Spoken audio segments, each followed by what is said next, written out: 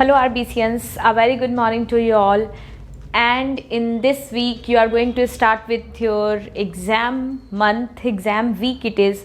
तो इसलिए आप लोगों को ऑल द बेस्ट कि आपका एग्ज़ाम बहुत अच्छा हो और बहुत ही ज़्यादा ईज़िली और बहुत ही नैरेटिवली आप उस चीज़ को लिख पाएँ, आपको टाइम लॉस आपका ना हो एग्ज़ाम में और आप कंटिन्यूअसली लिखें और बहुत अच्छे मार्क्स से आप पास भी हो जाएं। तो चलिए आपके एग्ज़ाम को देखते हुए, बिल्कुल एग्ज़ाम करीब है इसलिए सबसे मोस्ट प्रोबेबल टॉपिक्स जो बिल्कुल जिनके आने का सबसे ज़्यादा चांसेस है, जो कि सबसे ज़्यादा इम्पॉर्टेंट है रिवीजन करने के लिए, जिसका रिवीजन होना ही चाहिए, वो टॉपिक आज आपके सामने आप देख सकते हैं। बोर्ड पर लिखा हुआ है डीएनए रेप्लिकेशन। ठीक है, तो डीएनए रेप्लिकेशन अक्सर पूछा जाने वाला सवाल है। डीएनए रेप्लिकेशन से दो क्वेश्चंस बनते हैं लॉन्ग में।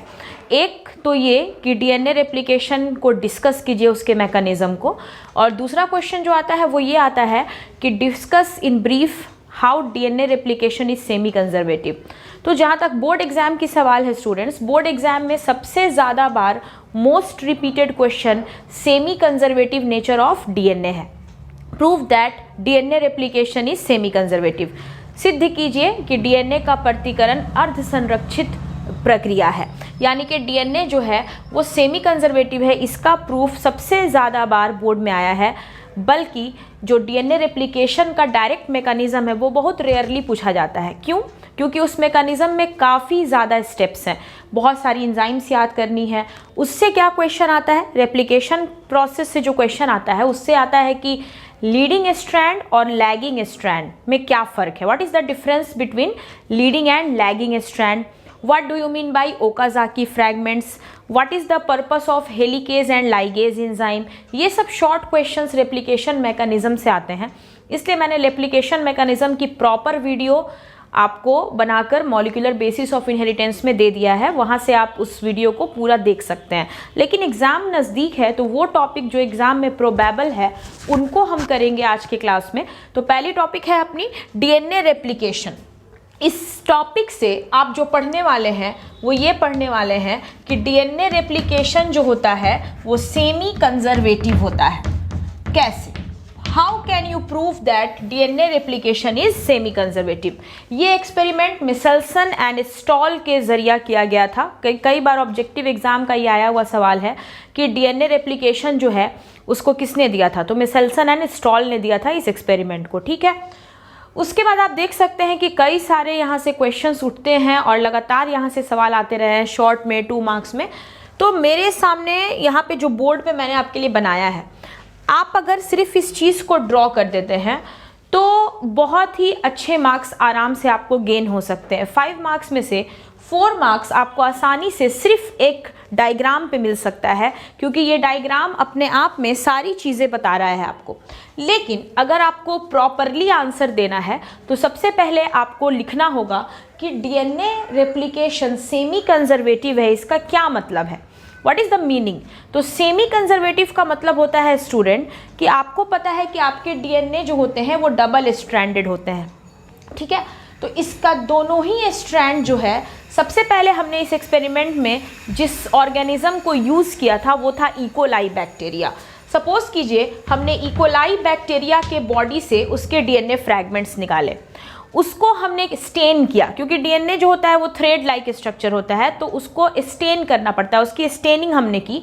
स्टेनिंग हमने उसकी जब की तो हमने नाइट्रोजन का 15th आइसोटोप N15 यूज़ किया, क्योंकि वो हेवी बैंड के फॉर्म में अपीयर हो रहा था। ठीक है, हमने क्या किया, N15 नाइट्रोजन के हेवी आइसोटोप से उस दोनों स्ट्रैंड को कलर कर दिया। सपोज करिए, आप समझिए कि आप एक लाइट कलर की चीज़ थी, उसको आपने एक डार्क कलर में चेंज कर दिया ताकि वो आपको अच्छे से दिखाई दे। तो जब आपने इकोलाई बैक्टीरिया के बॉडी से डीएनए निकाला, उस समय उसके दोनों पेरेंटल स्ट्रैंड, जो आप स्ट्रैंड निकाल रहे हैं डीएनए का, उसको हम कहते हैं पेरेंटल डीएनए। तो जो उसका पेरेंटल स्ट्रैंड है उसको आपने थोड़ा देर के लिए N15 सॉल्यूशन में रखा, तो वो दोनों ही स्ट्रैंड जो है वो हेवी आइसोटॉप, ये जो N15 मैंने लिखा है यहाँ पर आप हेवी बैंड लिख सकते हैं, हेवी बैंड लिख सकते हैं। तो हेवी बैंड हो गया ताकि आप उसको आसानी से देख सके। ठीक है, अब सेमी कंजर्वेटिव का मतलब क्या होता है ये आप समझिए। आपने सोचा कि ये दोनों पेरेंटल स्ट्रैंड को हम 20 मिनट के लिए, ओनली फॉर 20 मिनट्स के लिए NH4Cl सॉल्यूशन यानी कि अमोनियम क्लोराइड सॉल्यूशन में रखेंगे। दूसरा ऑब्जेक्टिव क्वेश्चन आपका हो सकता है कि मिचेल्सन एंड स्टॉल ने डीएनए को रेप्लिकेशन में सेमी कंजर्वेटिव नेचर बताने में किस केमिकल का यूज़ किया था, तो that chemical is NH4Cl ammonium chloride, और उसमें उन्होंने नाइट्रोजन का कौन सा आइसोटोप यूज़ किया था, N14, that is light isotope of nitrogen. तो इन्होंने इसको यूज़ किया। जब उन्होंने 20 मिनट्स के लिए रखा तो क्या देखते हैं कि डीएनए के दोनों स्ट्रैंड सबसे पहले तो सेपरेट हो गए हैं, और एक पुराना वाला स्ट्रैंड जो कि N15 था उस पर एक नया स्ट्रैंड कॉपी हो गया जो कि N14 है, और दूसरा वाला भी जो N15 था उस पर भी एक नया स्ट्रैंड बन गया N14।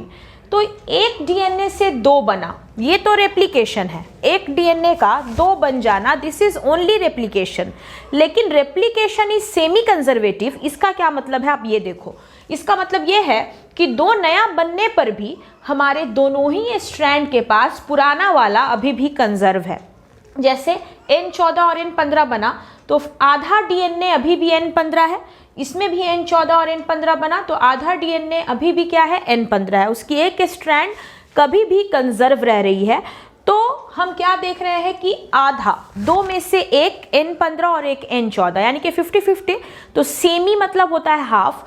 तो यहीं पर प्रूफ हो जाता है कि जब भी आप डीएनए स्ट्रैंड को, किसी पेरेंटल स्ट्रैंड को थोड़े देर के लिए किसी सॉल्यूशन में रखेंगे तो वो रेप्लिकेशन कर रहा है, लेकिन रेप्लिकेशन करने पर पुरानी वाली स्ट्रैंड हम लॉस नहीं कर रहे, बल्कि पुरानी वाली स्ट्रैंड पर ही एक नया स्ट्रैंड कॉपी हो रहा है। तो पुरानी वाली स्ट्रैंड आपकी कौन थी, N15, उस पर जो नया बना वो कौन है, N14। तो N15 पर N14 का बनना ये इस बात को प्रूफ करता है कि हमारा डीएनए क्या है, सेमी कंजर्वेटिव है। पहला तो ये हो गया, आपको एग्जाम में ये लिखना है, आप स्टार देके लिखेंगे सेमी कंजर्वेटिव।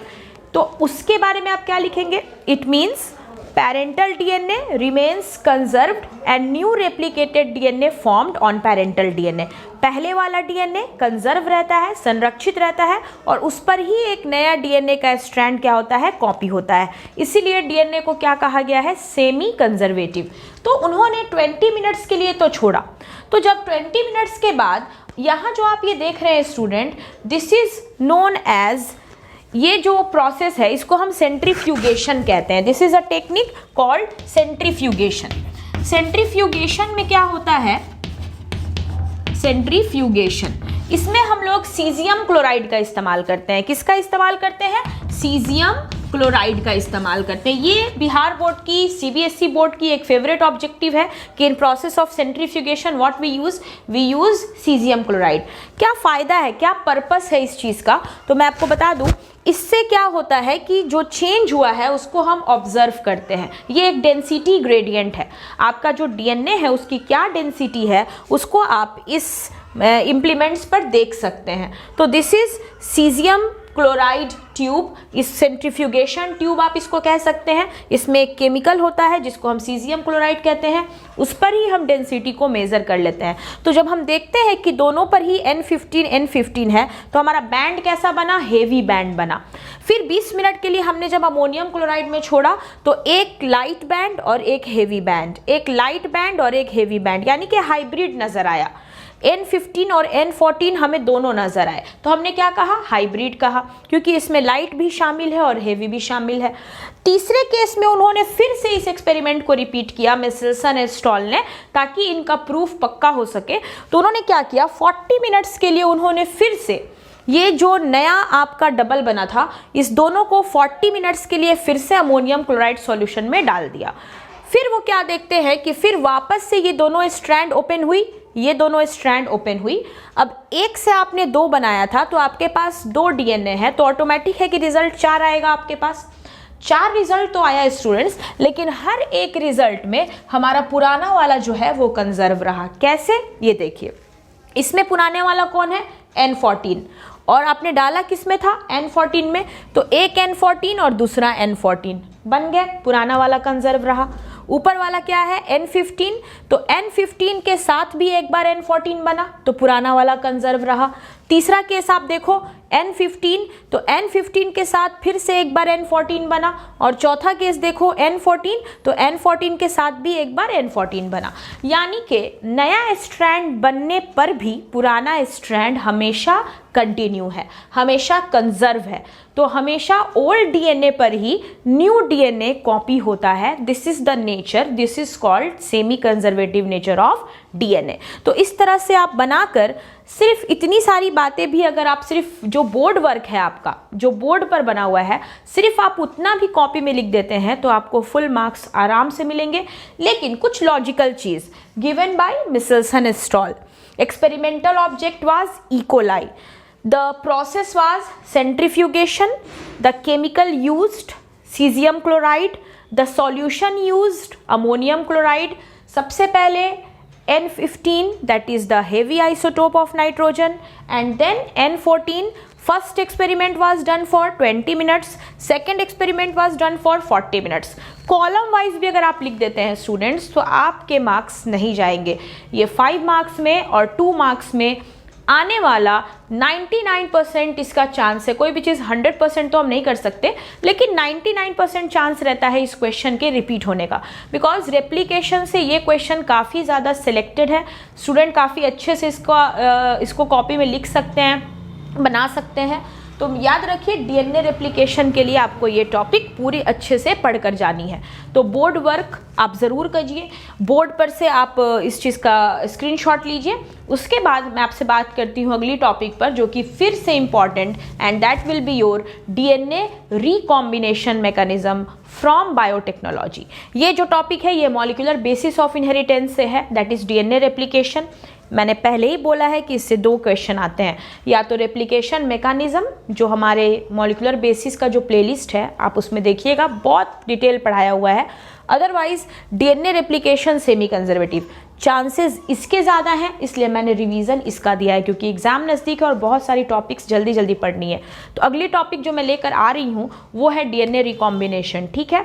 तो आप उसके लिए थोड़ा सा वेट कीजिए, इसका स्क्रीनशॉट लीजिए, और जैसा आप हमेशा करते हैं प्लीज़ वीडियो को ज़्यादा से ज़्यादा रिवाइज कीजिए, व्यूज़ कीजिए, इसको शेयर कीजिए अपने दोस्तों तक, ताकि उनका भी रिवीजन अच्छे से हो सके। Okay, see you soon in my next video.